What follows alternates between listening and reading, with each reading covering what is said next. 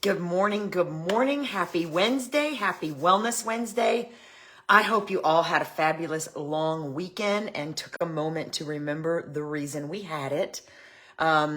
If you are just stumbling on my page, my name is Donna. I am a mom, a nana, a girlfriend, an online activewear boutique owner, a wellness advocate, so many things right now, wearing a lot of hats and looking forward to changing some of those out for new ones in the near future.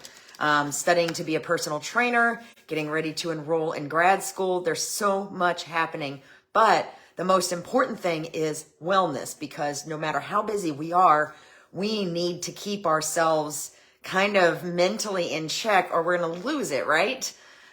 So if you're just stumbling on my page, Wellness Wednesday is every Wednesday, and I started it because my own wellness journey made me feel like I needed to reach out and share information. And I know that I have learned as much with others sharing information with me during these sessions as what hopefully others have learned from me. So, last week we talked about lower backs and throwing it out and what that means and what to do. And I'm excited to report that because of throwing my back out, it's important to find a silver lining in everything if we can. Because of throwing my back out, I actually did 4 hours of yoga in May. I earned my little Garmin badge for Yoga Warrior. This morning, I'm so excited. So I'm already fresh with yoga under my belt and the whole 9 yards this morning. So if I seem a little extra energetic, that's probably why. There's a lot of times when I'm on here, I'm doing those workouts and things after I get done, not before. So you've been warned. Okay, so school is out. At least it is here. Good morning, Miss Cindy. Nice to see you. At least it is here. This is the first official week of summer break where I live. And I know that a lot of you are either getting ready for summer break or just starting it as well. And what I thought, this is a great time to talk about how moms can keep their sanity when they have the kids at home more, and the kids are in a less structured setting. And then as I started reading some of the tips about how to keep kids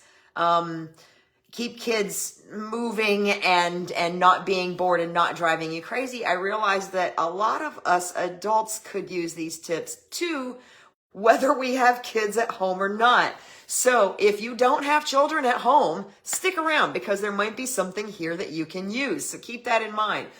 So that's kind of the reason for my title today, is because, here I was thinking, school's out, let's laser focus on this topic. And then as I was reading, I'm like, this is all stuff that can help adults. So if you're a retired adult, if you're an adult that works from home, if you're a grandma who has the children from time to time, especially more so during the summer, or if you're a mom that is at home with the kids during summer break, trying to work from home, whatever the case may be, these tips can probably be beneficial. So let's talk about how to keep your sanity while school's out for summer. And yes, I'm in my head, I'm singing Alice Cooper. Almost everybody knows that song, even if they're not an Alice Cooper fan, right? Okay, so top tips for keeping you sane. And some of these you're going to be like, I think she just told me to do that for something else a few weeks ago in another Wellness Wednesday. So let's get going. The number one tip: stick to a schedule. Imagine that. So I know as I transitioned from working in the office to working at home, this was difficult for me as well. And I know that I've spoken to many retirees who struggle with a schedule once they've retired. And a lot of them end up going back to work or going to work as a volunteer because it helps them keep to a schedule. So stick to a schedule. We thrive on structure. Kids thrive on structure. And if you do these things, it'll also help make the transition back into the school year when it starts again a little easier. How do you stick to a schedule? Meals should be at a specific time. A lot of times we take the attitude with children and with ourselves. Good morning, Kimberly. A lot of times we take the attitude with children and with ourselves that we should eat. We'll get around to eating when we're hungry. And actually, there's a lot of dieting schools of thought that encourage only eating when you're hungry. Well, let me tell you something. I'm still very much like a child in this respect. I don't really get hungry. I go from being fine to, oh my gosh, I should have eaten 5 minutes ago. So if I don't eat by the clock and eat by a regular schedule, by 30 minutes before dinner time, I'm feeling like I'm ready to pass out. So I have to stick to an eating schedule, which is still kind of a crapshoot from one day to the next. Good morning, Miss Mimi.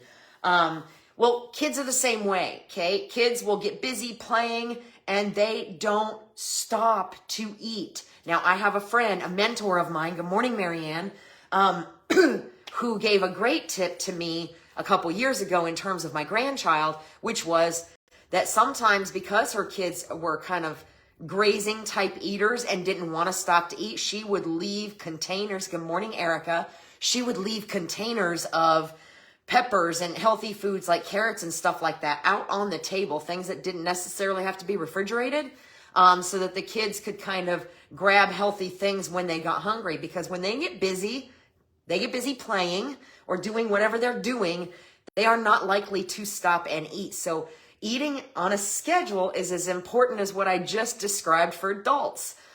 So this is something you can absolutely apply to yourself as an adult. Good morning, Denise. If you are struggling to eat enough food, or remember to eat when you get hungry until you reach the point of feeling like you're going to pass out, you can keep healthy foods that are easy to grab, stuff that can sit out on the table. Bell peppers, it doesn't hurt them to sit out on the table. Carrots, it doesn't hurt them to sit out on the table. So these principles can apply to adults as well as kids.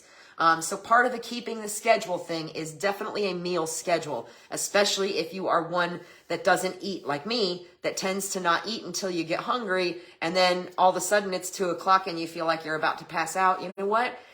Kids are just little versions of us. They have to eat or their blood sugar levels drop.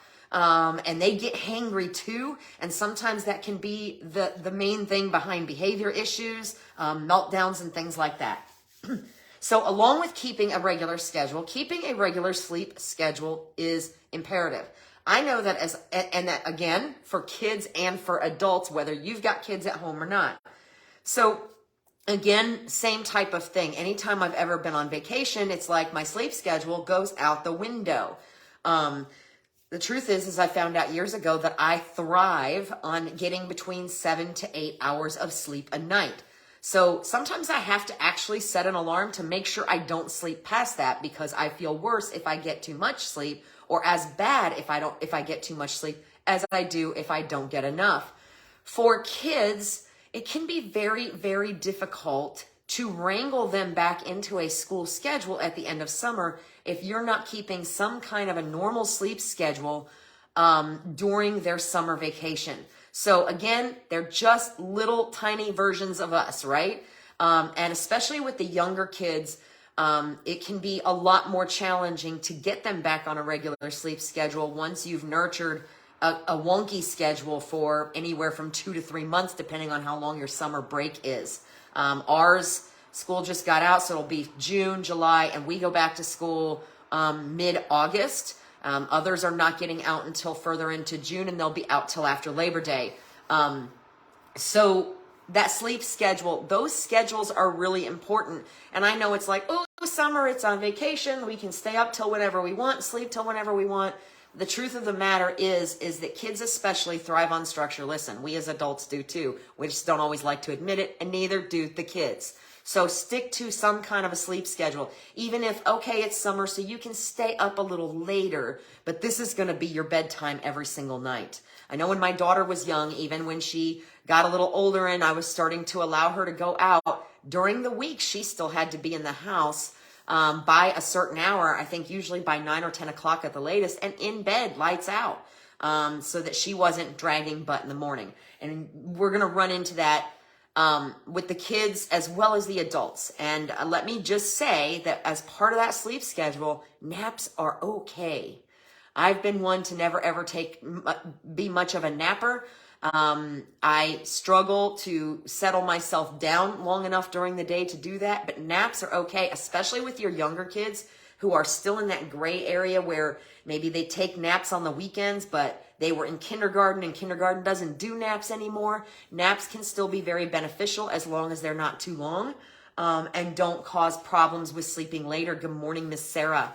So, and then of course, let's talk about a work schedule, especially if you're working from home, more specifically if you're trying to work from home while you have the kids at home. Or really even, like I said, if you're retired, if you've got volunteer work to do, scheduling is really, really important. And kids thrive on a schedule too. Hey, here's what the schedule is going to look like. This is when we're going to eat. This is when we're going to nap. This is when you're going to read books. It's okay to schedule them out a little bit too.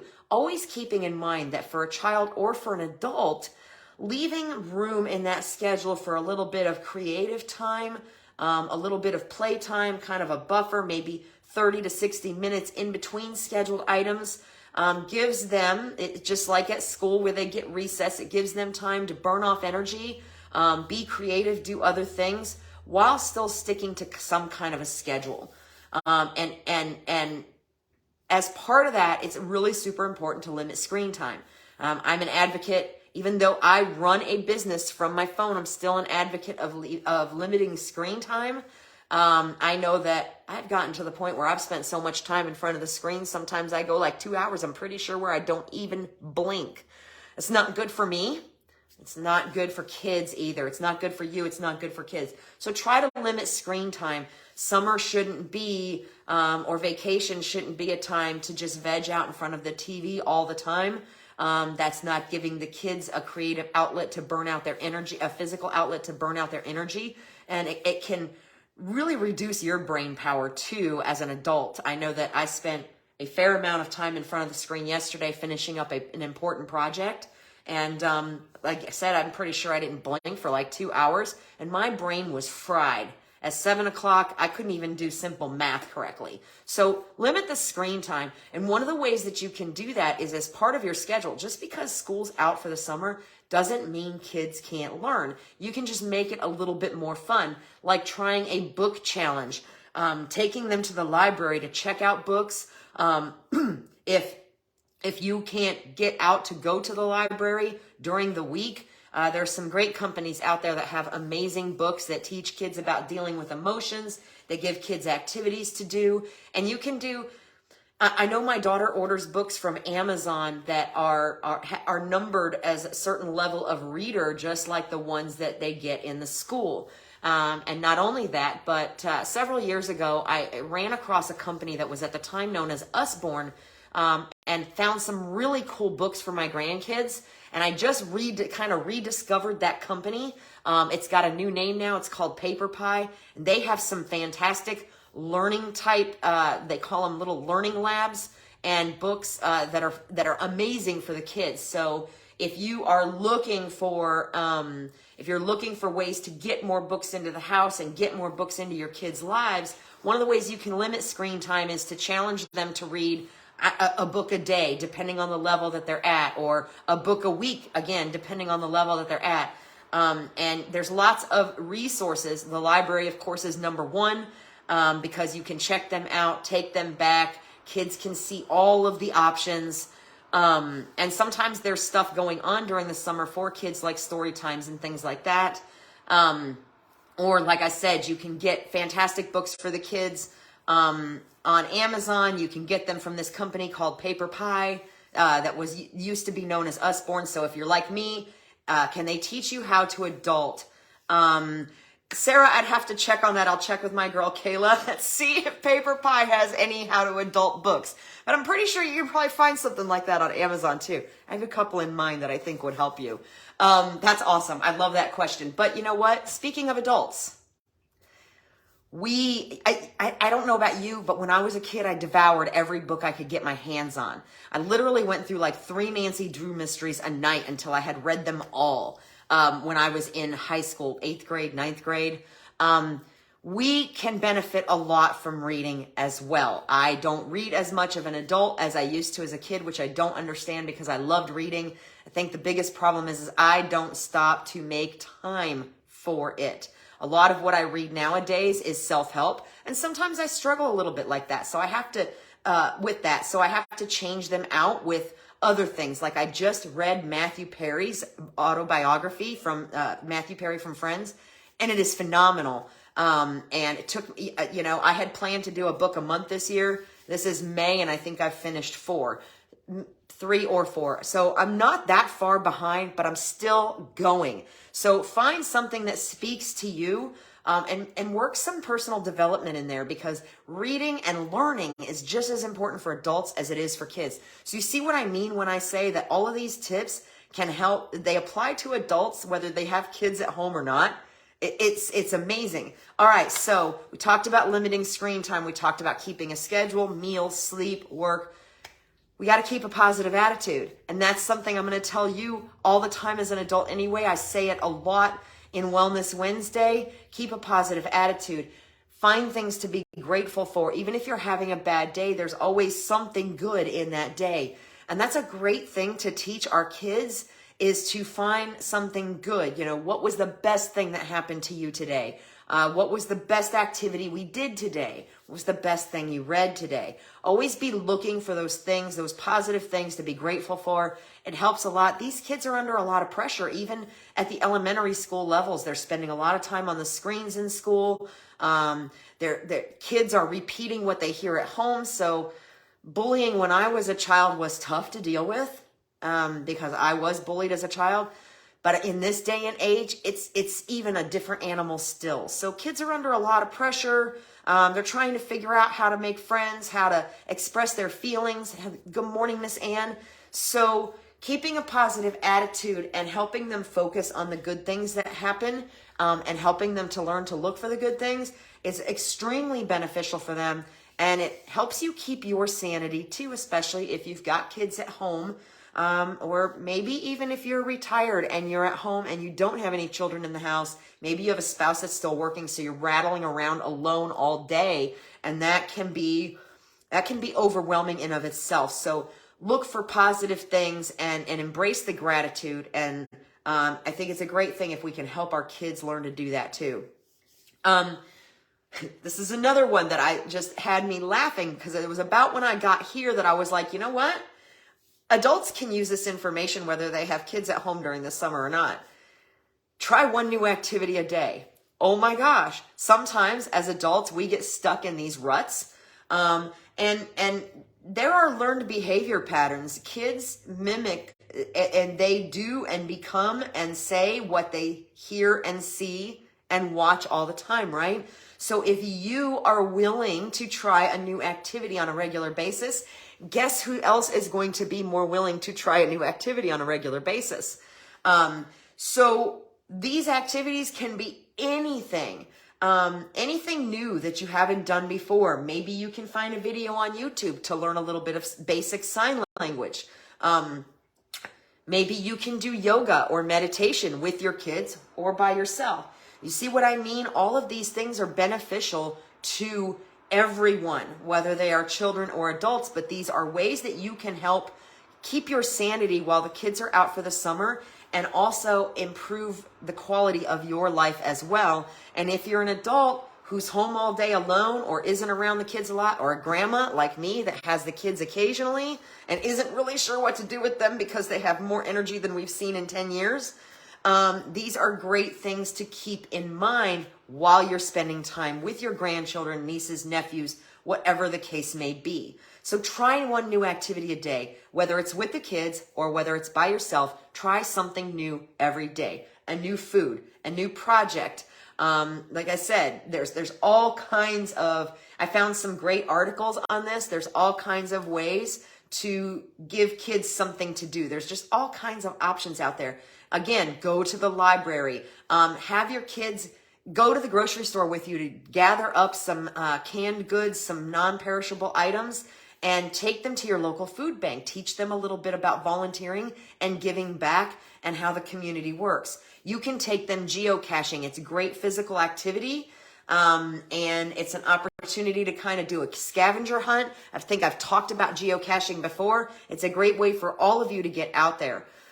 So trying something new, one new activity a day, and if that seems like a lot, that seems like you don't have the ability to be creative enough to find one new thing a day, start with one new thing a week. Be like, hey, here's the schedule. We're going to do this on this day, and we're going to find something that we've not ever done before.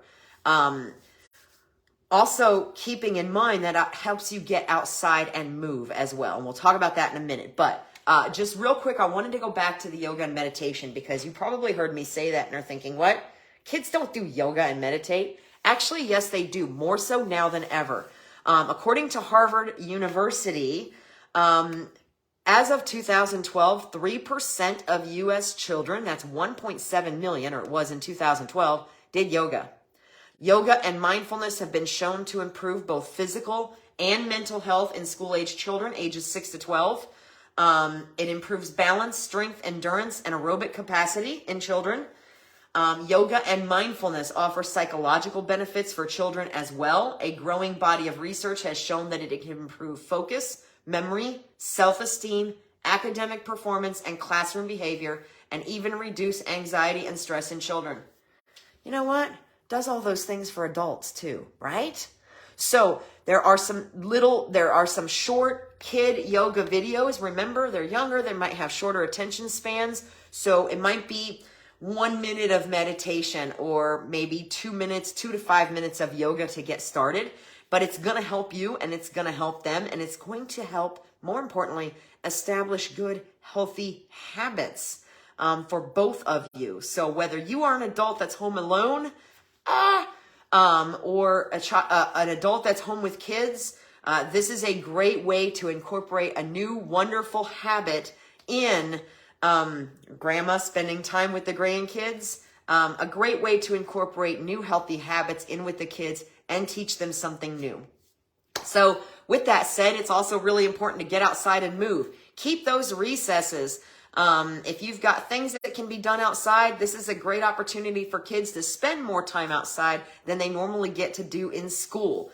And I've seen my grandson goes to both my grandchildren actually go to Boys and Girls Club. Boys and Girls Club is phenomenal at keeping all those kids busy and engaged all summer long. So if you have the ability to enroll them in a program like that, that is a great opportunity to kind of give you the space you need, especially if you're working from home or you still have to work a regular job during the summer. That's a great opportunity to get them engaged in something. And Boys and Girls Club is very affordable and sometimes has scholarships. So definitely worth checking into, although they may already be closed for enrollment in their summer camps, at least down here. But remember, Boys and Girls Club is a nationwide program. YMCA often has lots of programs. Those are all things that you can check into. Summer camps are also your friend. You can do one of two things with a summer camp situation. You can give your children a new activity to try, a chance to socialize with other children, etc. You can also choose to volunteer for that summer camp. So your kids see you volunteering. You get a little bit of giving back to your community while doing something different and exciting with the kids. If that's not for you and you need that time, send your kids to summer camp and go do your own thing. Take that time away so that you can kind of decompress, because you're not used to having that much energy around you all the time, right? Because they're usually in school. And you know what? There's things that could be called summer camp for adults, like those places that you go. I've never done it because I'm not terribly artistic, but those places that you go with your friends to paint things and have some wine, that could be called summer camp too. So, consider checking out things like that while your kids are in a summer camp type setting, even if it's a day camp, so that you can make sure that you are nurturing yourself when you have that time away. And if you don't feel like you need that time away, because not everybody does, lots of people love to spend every waking moment with their children when they have the opportunity, then summer camp is a great way, again, to engage the kids, scout activities, things like that, while volunteering and showing your children how important it is to give back. Take a vacation. This is a great time, and a lot of people schedule vacation time during the summer with their kids. It's a great opportunity to get out there, explore some new things, and maybe even veer off the schedule for a little bit. But as I've said, especially if your vacation is extended in any way, sometimes having a schedule like those meals, sleep, things like that are just as important on vacation as they are any other time.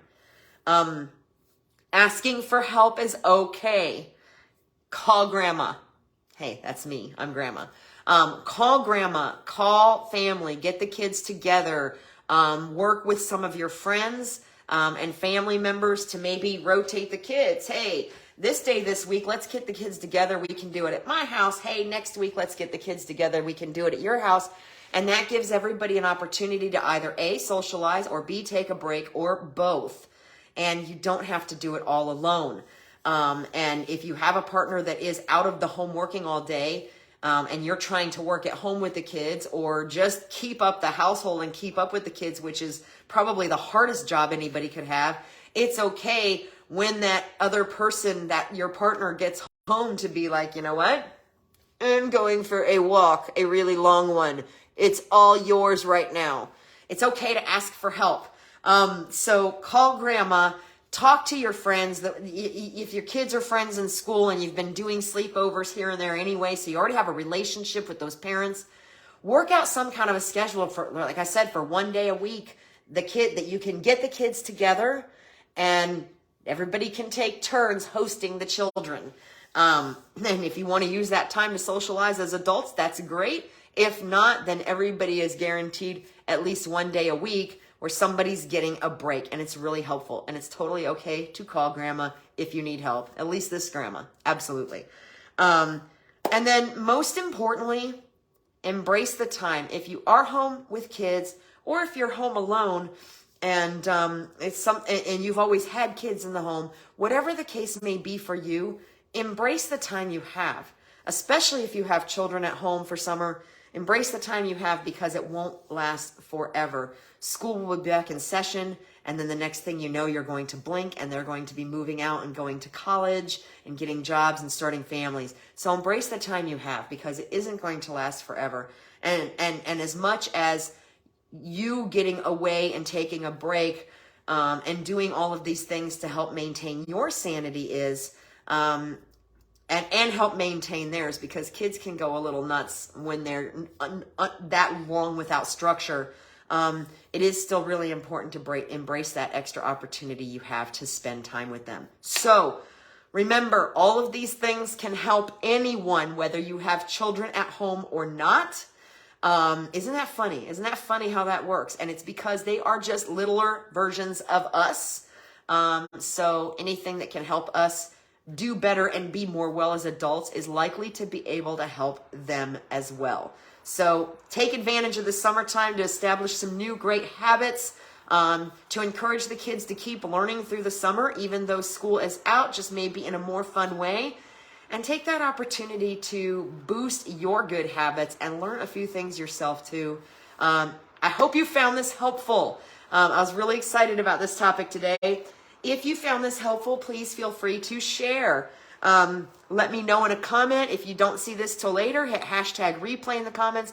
All of you that were watching while I was on, making comments, asking questions, thank you so much. If I didn't say anything to you, Facebook doesn't always show me all the things, so I will definitely reply afterwards. And Sarah will work on that paper pie adulting book thing, because I'm sure I have some kind of recommendation I can come up with to help you. But you're doing way better at adulting than you think you are. So give yourself some credit. All of you, give yourself some credit. Again, whether you have children at home, whether they're all up in your face for the next 3 months, 2 to 3 months, or whether you're working and they're going to Boys and Girls Club, or some other summer camp type program, give yourselves credit. You're all doing a great job. And if you find an opportunity to implement any one of these things in your life or your child's life, then you're already a step ahead of the game, right?